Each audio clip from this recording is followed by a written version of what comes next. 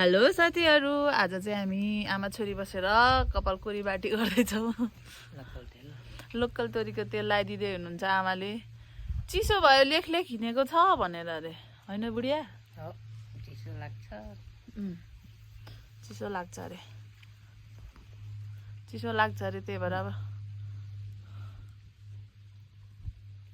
देख्यो कि देख्यो आमाले के पारेर लगाइदिने हो। ल, चिसोको औषधि तोरीको तेल लोकल लगाइँदैछ साथीहरू। त्यही हो, कपाल राम्रो हुने चाहिँ उहिले चाहिँ लामो लामो कपाल हुने त्यही लोकल तोरीको तेल रहे। अहिलेका मान्छेले नक्कल पारेर लाउँदैनन्, होइन बुढिया? तोरीको तेल लाउनु छोडेर अनेकको बजारे तेल लाउने, यसरी लाउनु पर्छ लोकल तोरीको तेल। अनि पो कपाल लामो हुन्छ, बाक्लो बढेर आउँछ जराइदेखि मजबुत। मजा आयो, आनन्द आयो। कस्तो आनन्द पायो यस्तो जरा जरामा बस्छ। चिसो पनि लाग्दैन यसरी लाउँदा।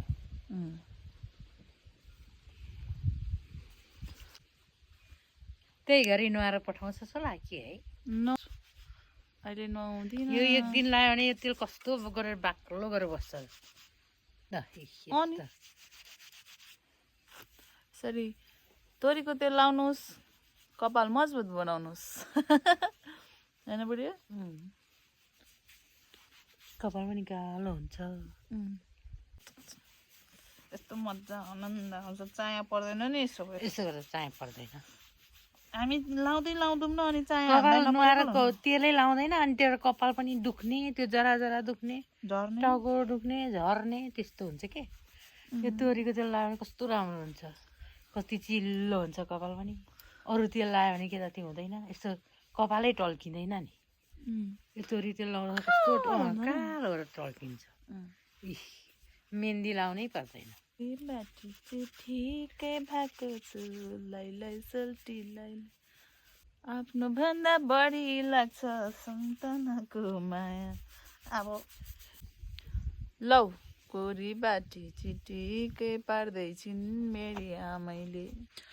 कालो कपाल बनाउनु पर्यो भने चाहिँ लोकल तोरीको तेल लाउनुपर्छ साथीहरू। तपाईँहरू चाहिँ अनेक बजारे तेल, बजारे आइटमहरू लाउनुहुन्छ, त्यही भएर कपाल झर्छ, कपालमा चाया पर्छ, अनेक हुन्छ क्या।